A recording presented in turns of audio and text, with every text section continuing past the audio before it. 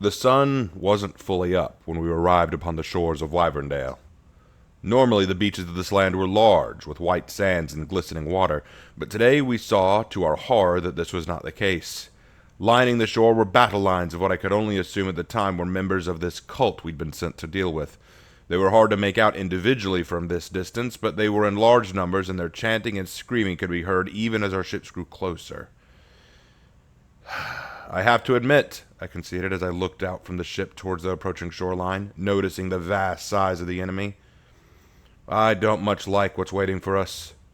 The odds aren't with us. An assault from the sea against literal monsters? I don't like it. I spoke to no one, but it was Ching Long who answered. Then will you surrender? Of course not, I answered. Then will you flee?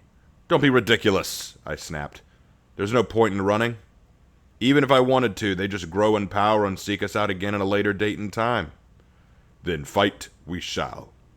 If there is no recourse aside from battle, then the odds of victory are not relevant, wouldn't you agree? Admittedly, I couldn't argue with his cold logic. So we stick to the plan then? I asked. I've passed along the orders, Ching Long agreed. And what are your thoughts then, old man? What's going through your mind? Ching Long thought a moment before speaking. It is an inspired idea.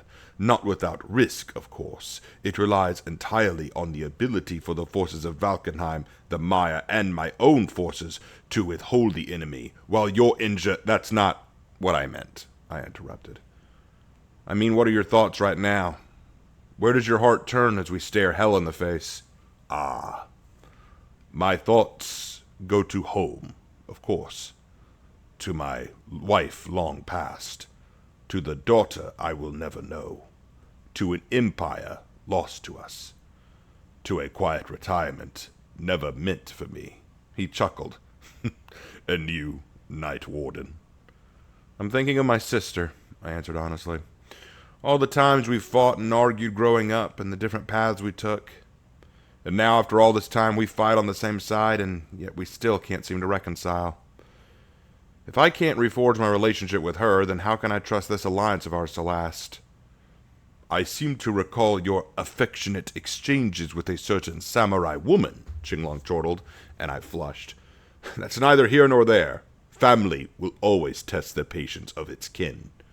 Give your sister time, and perhaps she will come around. But if you asked me, I believe she is merely stubborn. As am I, true. But you are wise enough to recognize it. He laughed, humor breaking through the tenseness we were feeling. However, the humor subsided when a soldier ran up to find us. Night Warden! General, we are closing on the enemy. Captain Fang Ling says we have moments before we're in shallow enough waters to begin operations. I see. Then tell her we're ready. I glanced back at Ching Long. Ready as we'll ever be. Ready to run into death, old friend? It is at this point in the annals of information that things become murky. There are various different accounts of the great battle for Wyverndale, and it becomes rather difficult to understand what is accurate and what is overly grandiose imaginings, or perhaps even illusions created by the machinations of the ruinous powers. As always, when it comes to the forces of chaos, nothing can ever be 100% certain, so I have taken the liberty of shifting through the accounts and extrapolating a general idea of the battle as it happened based on commonalities and points of similarities in various accounts. For the duration of this portion of the archive, I will be relying on William of Akshar's account in general, but only because his is the most concise, and also because he is privy to certain events that would change the battle completely. However, when necessary, I will provide commentation on what happens that William, and the others I draw from, are unaware of, or don't fully have full understanding of at the time. But first, a general overview of the opening of the battle from Sister Felicia of the Order of the Sacred Spear, who was with me in the airship overhead, looking down at the battle. Though we know not his great designs, we can trust in the Emperor's plans for the benefit of humanity. Those words are known to every sister and every faithful in the Imperium. That did not mean that we were ever without doubt or uncertainty. As I looked down at the fleet of primitive ships lining up along the shores of this Wyverndale, I could not help but feel that sensation of uncertainty as I watched the ships turn, revealing their broadsides to the beaches. Didn't they mean to make land? The water was still too deep for them to do so safely, I felt. I kept stealing glances back at the Inquisitor, who kept his eyes focused on his thoughts to himself. I dared not disturb him with my private reservations. He knew them already. All of us of the Order of the Sacred Spear had been called here to aid in this battle, and aid in it we would with fervor and the devotion we show in any engagement against the enemies of the Imperium. But it seemed disquieting to send those primitive and haughty fools to their deaths as a mere diversion while we complete the holy work assigned to us. My sisters were all stoically quiet, and I knew they felt as I did. We were the wrath of the God Emperor, his vengeful spear meant to plunge into the heart of the unfaithful, the heretical, and the impure. But we were also the bulwark against these forces as well. The idea that we would abandon all those souls to oblivion was not a notion we would take lightly, though we would do it faithfully. Suddenly there came a rumbling beneath the ship that did not come from any mechanical issue. I turned my attention outside once more, and I confess myself taken aback. The fleet of ships had not attempted to disembark forces right away, as I had suspected. Instead, the forward 7 or 8 ships had turned their broadsides to the coast and were now firing cannon shot across the shores, directly into the defending forces of heretics. The cannons, primitive though they were highly effective, crushing paths and holes into the forces of the enemy. Blood, wood, sand, and debris flew into the air with each explosive roar of the ship cannons, but no sooner had they fired their first salvo then another followed, and yet another, 3 salvos of fire from the ships. "And so it begins," the Inquisitor muttered darkly. "I do hope those fools know what they're doing."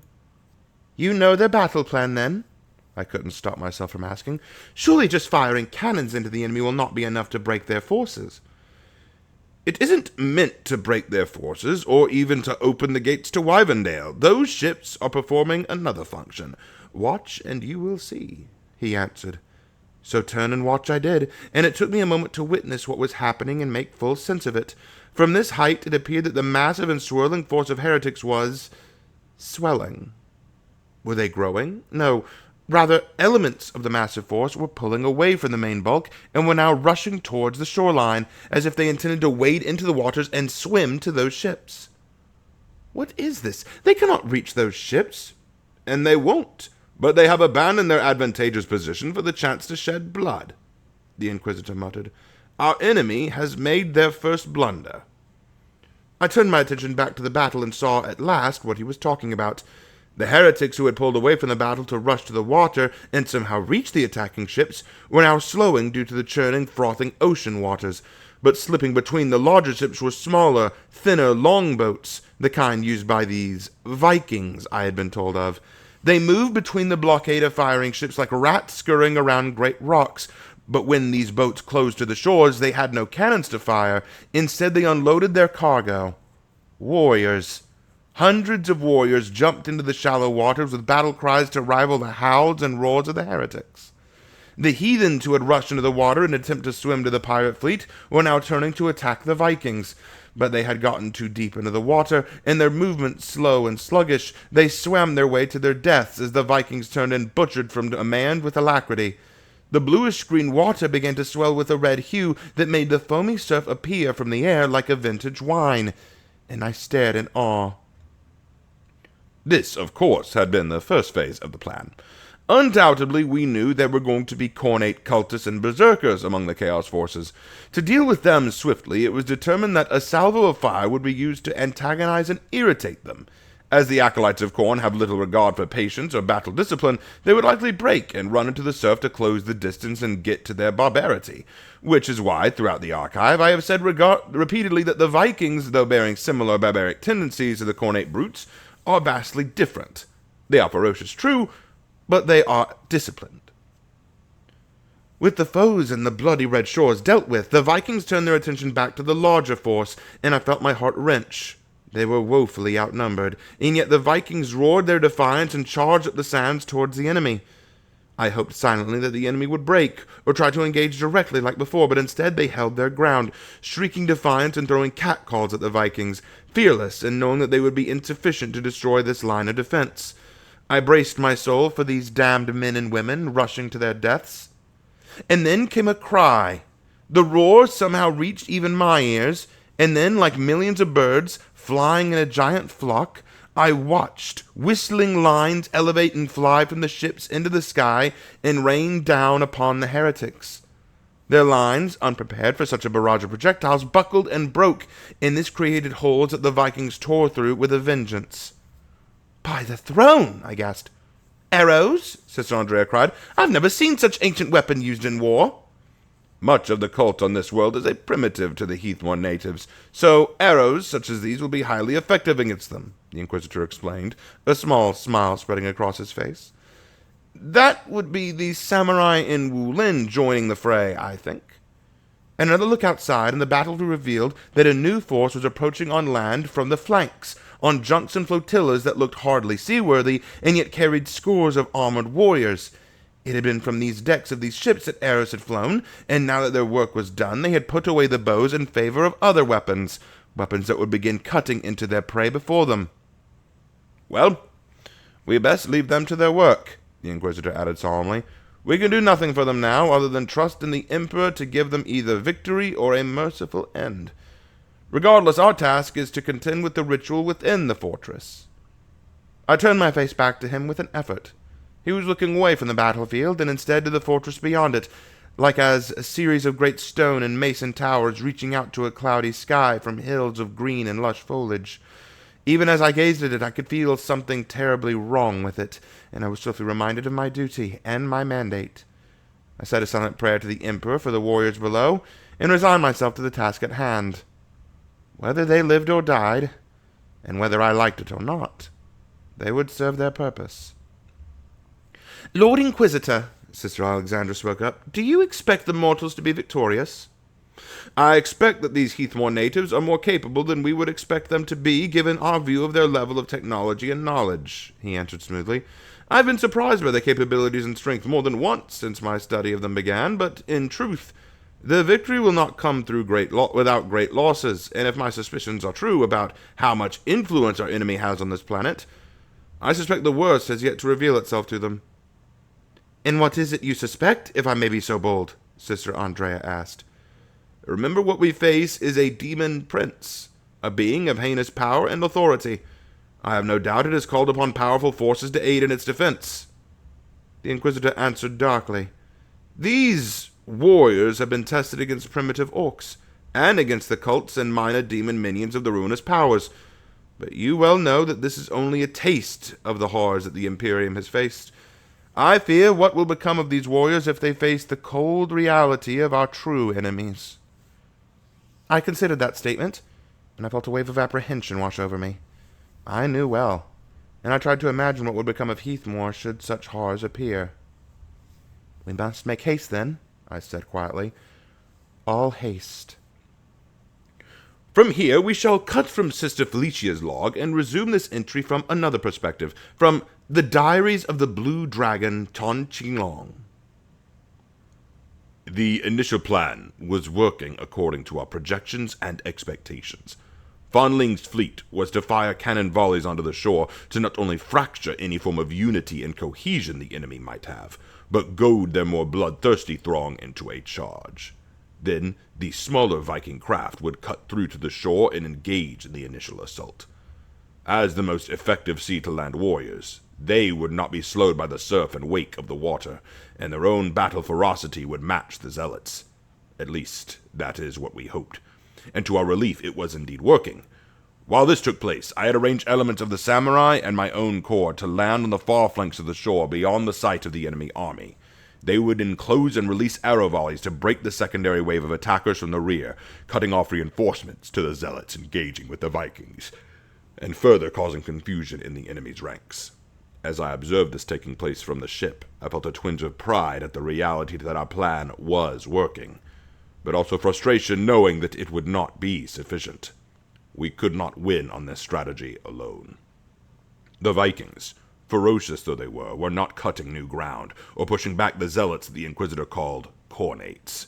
Worse, among them we were noticing not just humans, but red demon-like beasts, wielding serrated large blades with devil horns, laughing and roaring in the face of the battle. They seemed capable of fighting 2 Vikings at once with little effort, and they were making the Valkenheim warriors pay for every inch of ground. Further, the arrow volley we had sent in that ceased the initial retaliation attempt, but the Chaos forces were rallying, and it was clear that they were not all as foolish as the Khornates.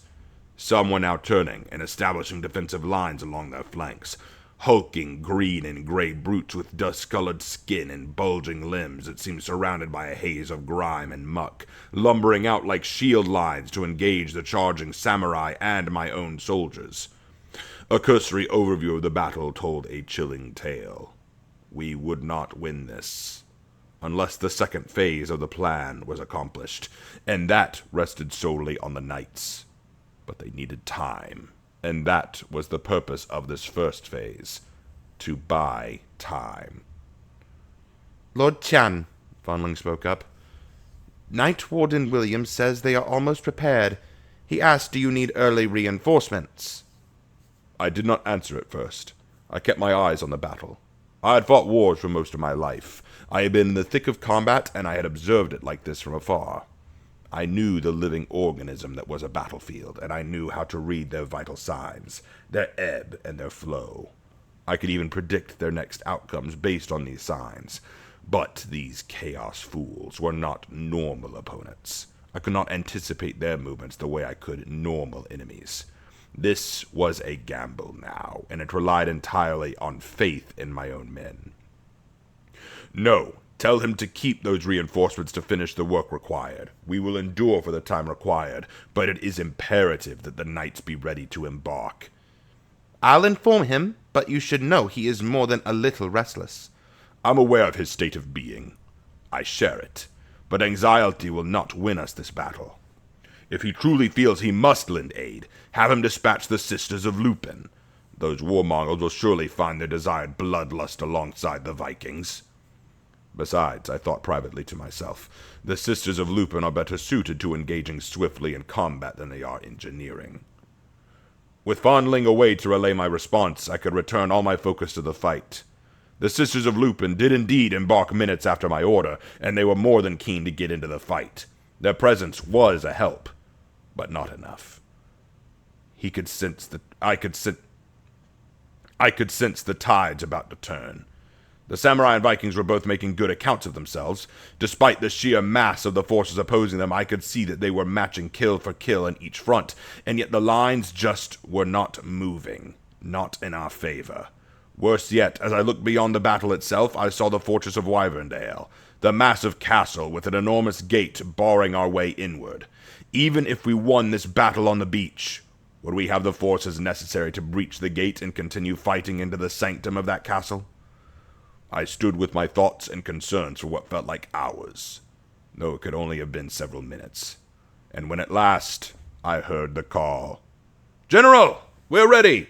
"Then go!" I bellowed. "Push forward and break through!" I took up my guandao and ran to the deck so I could join the knights with my reserve forces. They would need me there. And I was no goods just standing on the sidelines and watching. I could only imagine the horror in the eyes of the enemy when the forces of Ashfeld brought forth their machine of war. "Prepare the ram! All forward!" Unfortunately, at this juncture, none of the accounts I have access to go into detail as to the moment the knights entered the battle and revealed their construct, so I shall illuminate the plan slightly at this point. While the Viking samurai and Wulin applied pressure to the Chaos forces, the Knight engineers had been hastily constructing a makeshift battering ram to push up through the battle and break down the gate. The Knights were then to form ranks around the ram and cut down the foes directly near it, both separating the bulk of the Chaos forces and protecting the ram in the same move, providing support to the fighting armies already in battle and bringing a necessary machine of battle to the equation. With that in mind, I believe we can safely go into the final account necessary for this portion of the archive. This takes place shortly after the ram has disembarked. From the Diary of William Oxshire on the Battle for Wyverndale. We emerged from the bows of the large carrier ship with a will, marching through the surf. The Vikings were quick to pull back and make room as our legions and ram pushed through the water. The Khornate freaks, shocked by the arrival of our armed number, were cut down in short order by the combined force of the legions and the Vikings, and yet there were still far more alive than I was comfortable with. I gave the order for the ram to not stop moving, to march on no matter the cost, as we would bear it for them. But I knew the cost would be high. I just didn't expect it would be quite this high.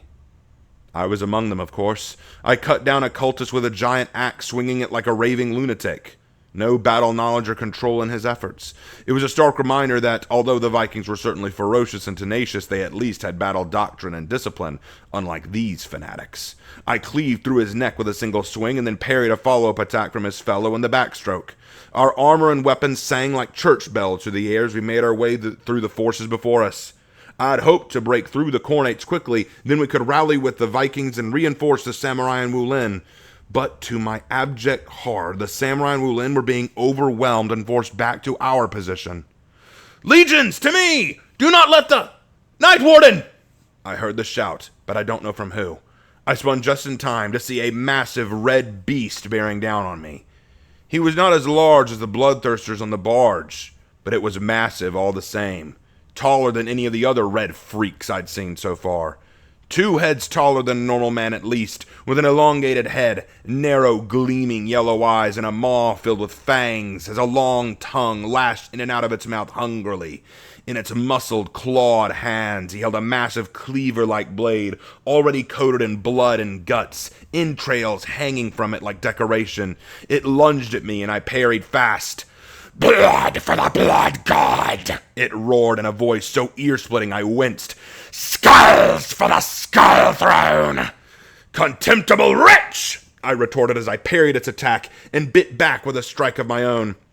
My blade caught its side, but it only howled for a moment before it rallied and struck again with the cleaver. I attempted to block, but the strength of the thing was outstanding. I was thrown to the side and rolled with the strike. "Khorne demands your blood!" it bellowed, chasing me.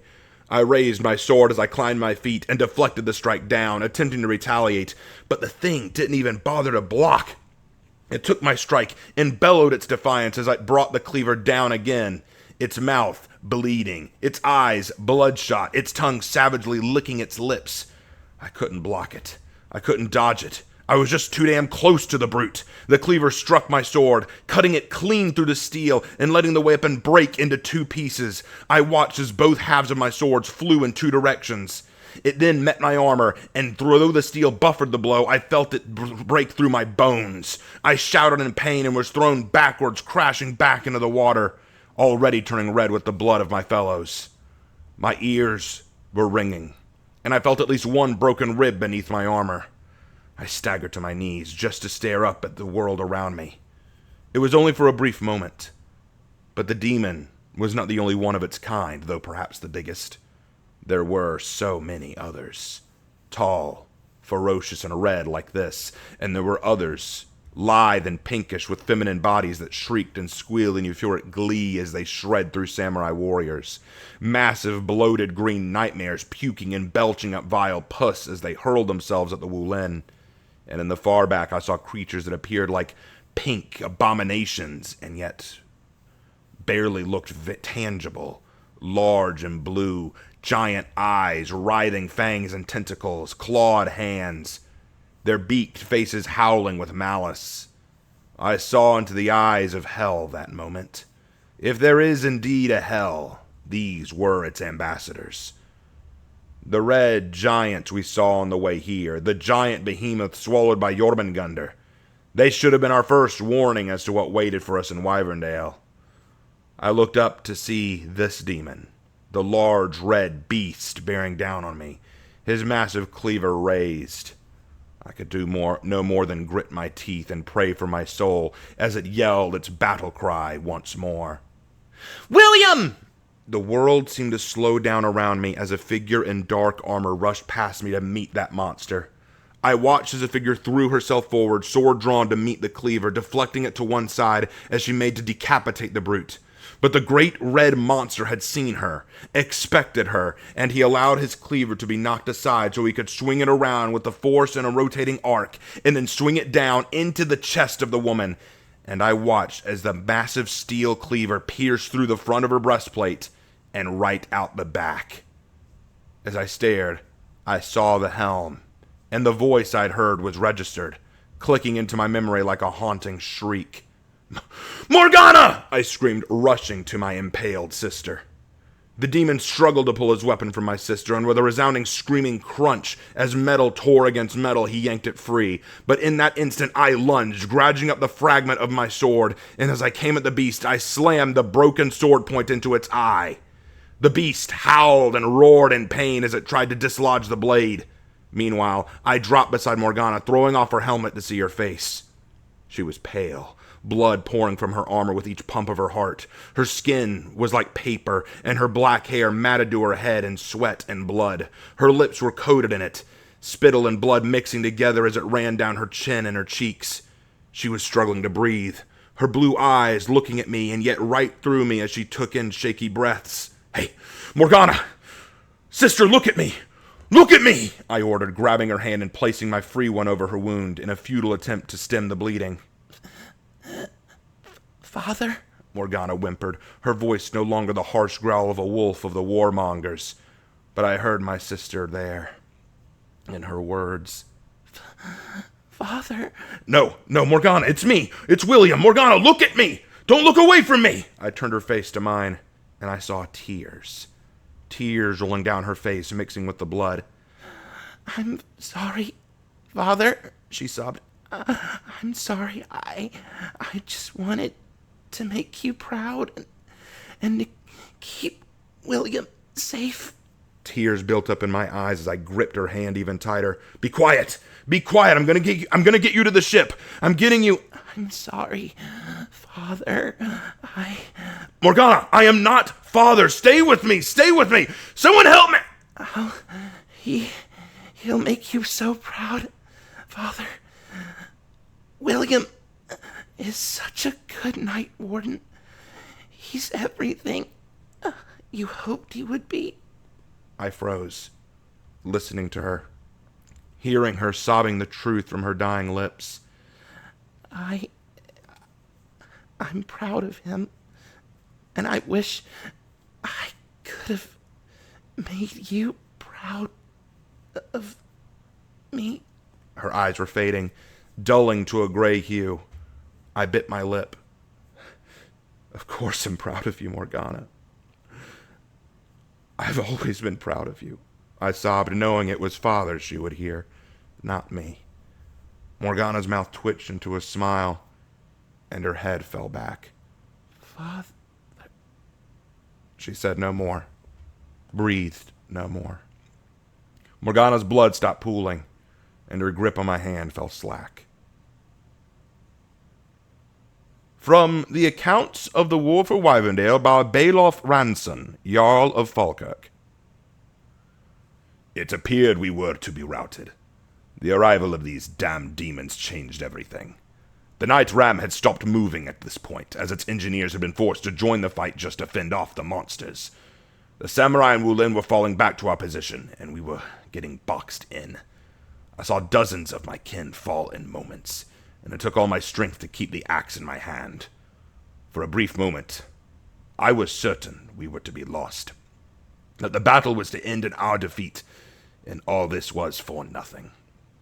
But then, I heard a roar. The battle seemed to actually pause a moment. The demons slowed their assault, particularly the big red buggers.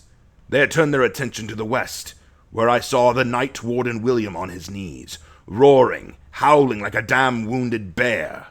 In his arms, he held the body of a warmonger in armor, and he was in tears.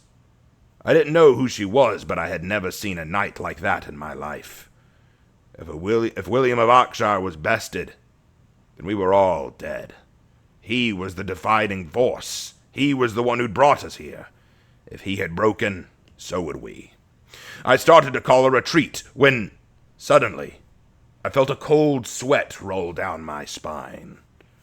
William let go of the body. I saw him grab hold of the dropped sword of the warmonger as he rounded on the great red beast closing to him.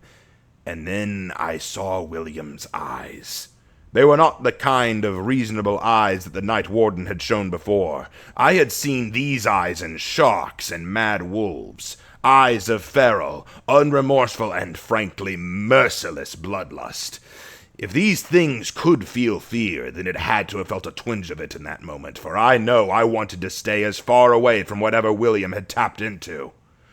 The red demon lunged at William, only for William to wind up a furious punch and sock the creature across the jaw. It took the blow with a sickening crunch and staggered. William followed up by swinging the warmonger's sword and hacking at the beast's leg, which was bisected below the knee. The creature fell, bellowing in agony. I watched then, all of us watched, as William slammed his boot down on the outstretched claw of the fallen abomination and crushed its long fingers under its foot. He then raised the sword point down, his eyes screaming murder and vengeance. "Blood! For the blood!" The steel fell and impaled the demon through the head before it could finish its war cry, and with a sudden scream and burst of wind, the creature seemed to simply disintegrate to ash. There was a long silence as the world seemed to take in this death, this revelation. These demons could be slain.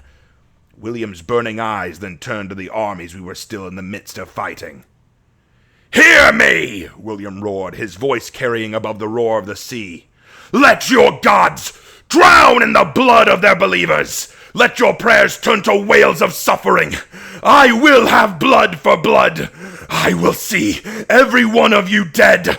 Scream to your pathetic patrons for salvation, for I am your damnation!" He then raised his sword, and his voice filled my soul as the water into a goblet. "Heathmore! Deliver these foul creatures to the abyss! To me! Kill them!" William's anguish at the loss of his sister seems to have had a severe impact on him, and to actually pause the entire battle for a brief moment. It's highly possible the rage he felt might have had a slight stir on the warp itself, and thus caught the attention of the ruinous servants in close proximity. Further, it is believed that red blood letter, as it is called, would have been perhaps the leader of the Khornate forces there, as it would not have otherwise drawn the attention of all of its underlings. Also, it seems to have had a bolstering effect on his allies, rallying them to a new strength and purpose. It's possible that Morgana's death might have been the necessary turning point to see Heathmore turn the tide. And yet, this is still not the worst they would face.